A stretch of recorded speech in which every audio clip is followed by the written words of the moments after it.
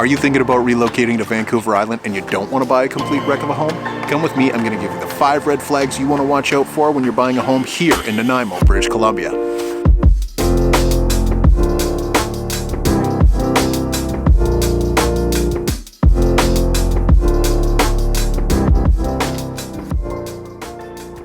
Now before we get started, if you have a second, give us a like or subscribe. It lets us know what we're doing, you like, and you want to see more of it. Now without any further ado, let's check out these 5 red flags. A home that's below grade is a property that is actually below street level. And because it's below street level, all the water, when it rains, travels down the driveway and towards the property. And one of 3 things can happen. It can pool in front of the property, slip underneath the foundation, or even worse, go directly into your garage, causing a lot of damage. Now there's ways to correct this issue, and it's called a channel drain. And a channel drain actually channels the water away from the property, which makes perfect sense. However, if one doesn't exist or it gets clogged, you can cause a lot of damage to a property. So one of the first things I would get you to pay attention to is if the home is below grade.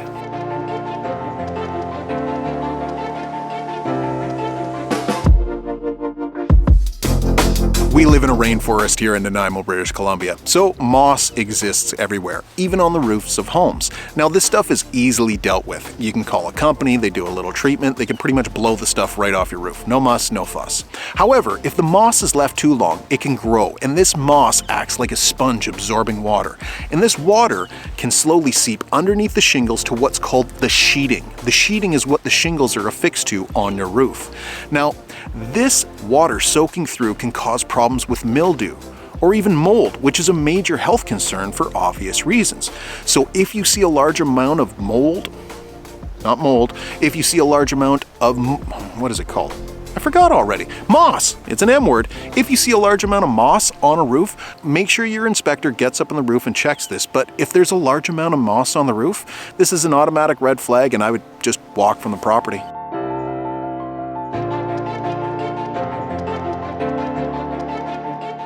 Cracks in foundations are all too common. Even new construction homes have cracks in the foundations. Honestly, when I'm speaking to home inspectors, if they didn't find a crack on their first time through the property, they'll go back a second time because they're so common. Now these cracks are generally vertical and less than 1/8 of an inch, and these are easily fixable. You can seal them with a little bit of sealant, and this stops any water penetration in the future. However, if this crack has horizontal elements to it, stepping, or a displacement of planes in the foundation, this means that there's a problem with the structure or the ground underneath it, and you need to call an engineer to figure out what to do with the property. Now, in most situations, I would just walk away from this property because it's such a big red flag. Another readily identifiable thing that's a red flag about a home are the gutters and the valance boards on the property. Now gutters are what gathers the rain from the roof and carries it away from the property, and the valance boards are what the gutters are affixed to the home. Now if the gutters aren't regularly cleaned, this water builds up in them, cascading over, causing issues as the water cascades down to the foundation. You always want the water to go away from the foundation, not into it. Furthermore, as the water builds up in the gutters, it also starts rotting out the valance boards. And this is very easy to see as you see the rot on this wood. It's not only about making sure that they're clean. The gutters can be cleaned. However, if the gutters come down, they're going to connect to things called downspouts. And these downspouts need to take water down to the ground and have to take water away from the property. Now some go into what are called perimeter drains, which is fine, but if not, you do not want the downspouts just shooting water onto the ground right directly next to the house. You want at minimum there to be little offshoots from the downspouts taking the water about 4 feet away. Now if this isn't happening, this is a major red flag.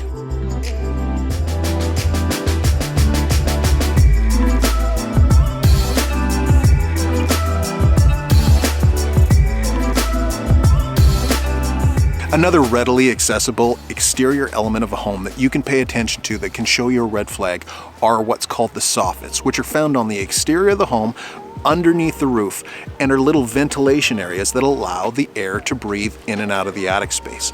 Now this breathing allows the temperature to be very evenly maintained in the home, and it also allows to dispel moisture that builds up in the attic space from the difference between the exterior and the interior temperatures of the property. Now If not properly ventilated, this moisture builds up over time and can cause problems with mildew or mold, which obviously are major health concerns.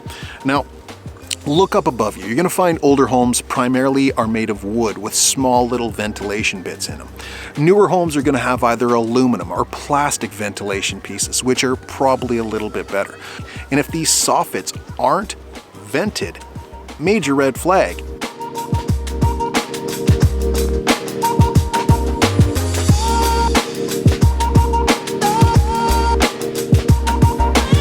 I hope you get to live the island life soon, and if you want to learn more about doing so, I'd definitely check out this video right here.